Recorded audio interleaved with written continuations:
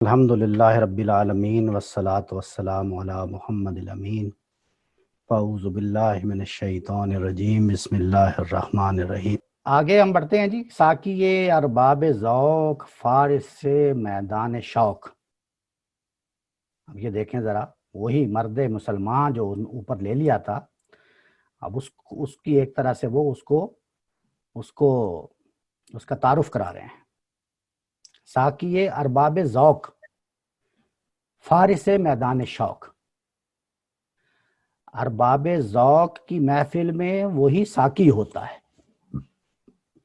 اور اگر میدان شوق میں ہو تو وہی گھوڑا ہے۔ فارس میدان شوق، یہ جس کو بیان کیا تھا نا، رزم ہو کہ بزم، بلکہ اسی میں ہے وہ آگے، رزم ہو کہ بزم ہو، یعنی دونوں صورتوں میں یہ دونوں کو اکٹھا کر دیا۔ ساقی ارباب ذوق فارس میدان شوق، تو پھر کیا ہے؟ بادہ ہے اس کا رحیق۔ فارس کا مطلب ہوتا ہے گھوڑ سوار جی، گھوڑ سوار۔ فرس کا مطلب ہوتا ہے گھوڑا۔ جی، فارس یہاں اسم الفاعل ہے، فائل۔ ہاں جی، تو تیغ ہے اس کی اصیل۔ یہاں پہ اب دیکھیں، یہ وہی جو ہم نے پڑھا تھا نا کہ لف و نشر کیا ہو گیا؟ مرتب کے غیر مرتب ہے؟ مرتب۔ لف و نشر مرتب ہو گیا، کیونکہ ارباب ذوق کا ساقی ہو تو بادہ اس کا ناب ہے، بادہ اس کا خالص ہے، اور اگر میدان شوق کا گھڑ سوار ہو تو تیغ اس کی کیا ہے؟ اصیل ہے۔ سمجھا گیا آپ کو؟ تو یہ ہے کہ اگر وہ ہونا مرد مسلمان چاہیے، مرد مومن ہونا چاہیے، تو ساقی ارباب ذوق فارس میدان شوق، بادہ ہے اس کا رحیق، تیغ ہے اس کی اصیل۔ یہ بھی ایک بہت ہی عمیق جذبہ ہے جس کو وہ بیان کرنا چاہ رہے ہیں، اور اس میں بھی سب وہی ان کے وہی عربی شاہ سوار ہی ان کے نظر میں، آپ جانتے ہیں کہ ان کا ایک فلسفہ ہے کہ وہ سمجھتے ہیں کہ عجم نے آ کے یہ میں ایک سوال پوچھ سکتا ہوں؟ بادہ جو ہے، بادہ بھی شراب کو کہتے ہیں، اور رحیق بھی شاید شرابی کو کہتے ہیں۔ رحیق ناب کو کہتے ہیں، یعنی خالص، اس کا خالص ہونا۔ رحیق مہر بند شراب کو نہیں کہتے رحیق؟ نہیں، مختوم کہتے ہیں، وہ مہر بند کو کہتے ہیں مختوم۔ مختوم۔ رحیق شراب کو کہتے ہیں۔ رحیق شراب کو بھی نہیں کہتے، وہ اس بوتل کو کہتے ہیں جس میں شراب رکھی جاتی ہے غالباً، یا وہ فریگرنس رکھی جاتی ہے۔ کتاب ہے نا، مختوم کا مطلب ہوتا ہے بند۔ رحیق المختوم ایک کتاب ہے نا سیرت کی۔ جی جی جی، صفی الرحمان مبارک پوری صاحب کی الرحیق المختوم۔ اچھا، یہ رحیق کا مطلب یہاں پہ کیا ہے؟ یعنی اس کی شراب بھی ناب ہے، یعنی تیز ہے، خالص ہے، اصیل کے مقابلے میں یہاں یہ بیان کیا ہے۔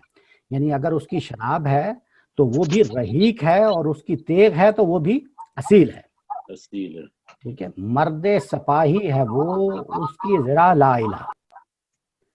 مرد سپاہی ہے وہ، اس کی ذرا لا الہ، سایہ شمشیر میں اس کی پناہ لا الہ۔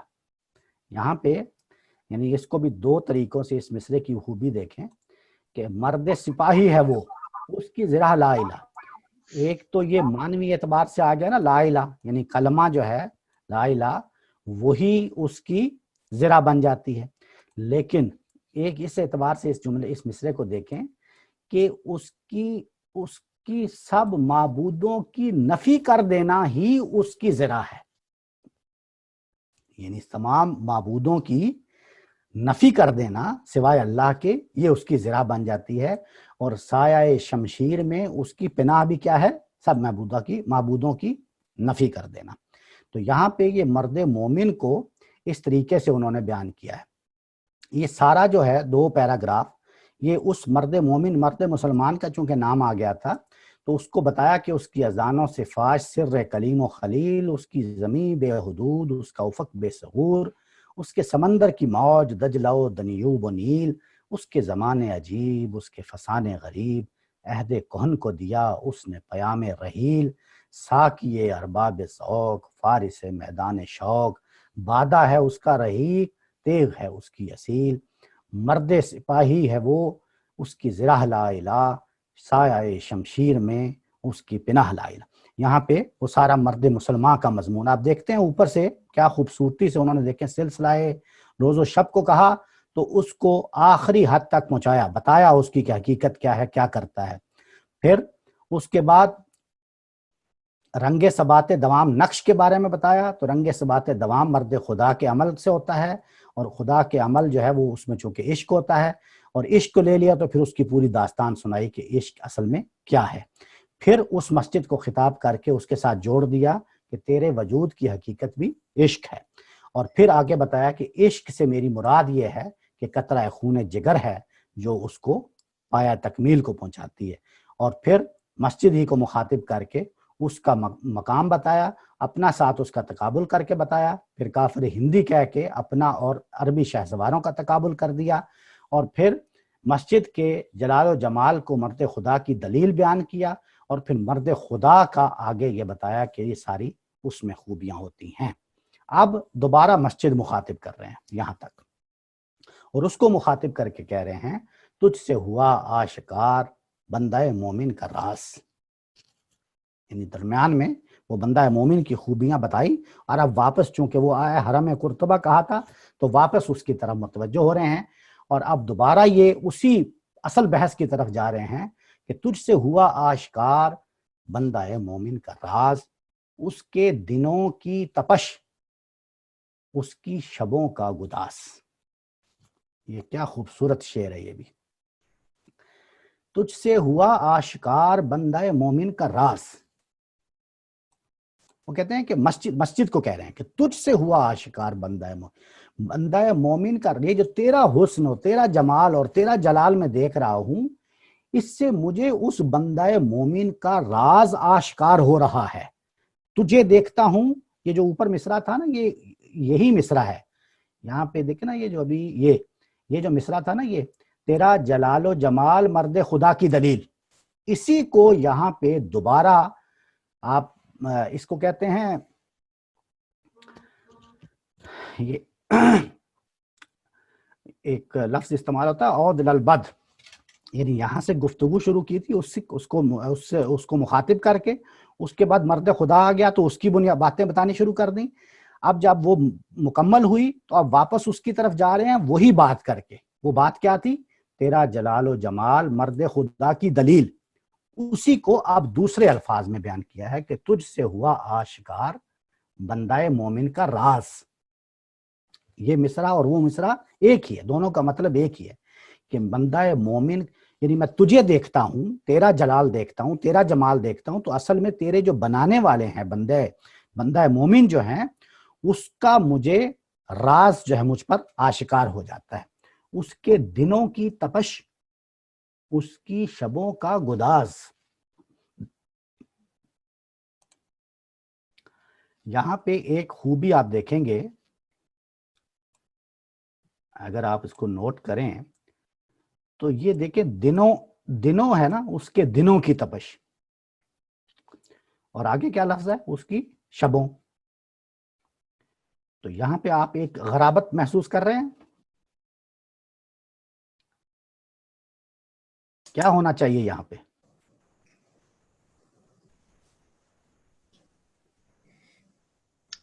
راتوں کا گداز. راتوں ہونا چاہیے نا, راتوں ہونا چاہیے نا. دن ہے تو دن کے مقابلے میں کیا ہونا چاہیے؟ رات, کیونکہ دن جو ہے وہ ہندی کا لفظ ہے اور شب جو ہے وہ فارسی کا لفظ ہے.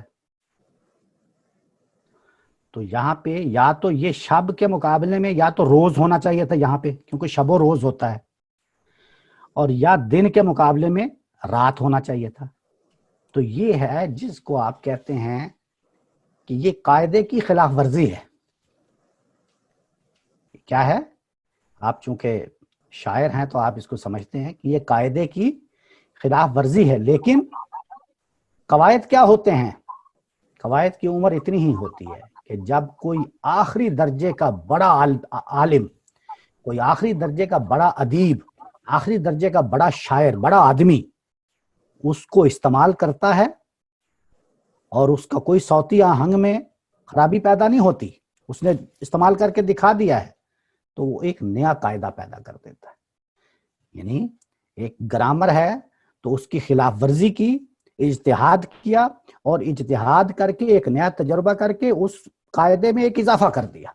اب یہاں پہ دیکھیں اس نے یعنی دنوں کے مقابلے میں شبوں کا استعمال کر کے قاعدے کی خلاف ورزی کرنے کے باوجود ایسا کامیاب اجتہاد کیا ہے کہ قواعد میں ایک نئی چیز کا اضافہ کر دیا ہے کہ ہم دنوں اور شبوں کو ان چیزوں کا خیال رکھتے ہوئے مشروط جن کا انہوں نے خیال رکھا ہے تو اس کو استعمال کر سکتے ہیں. یہ ہے اس کا ادبی اس کا خوبصورتی، ادبی فن، ادبی عظمت.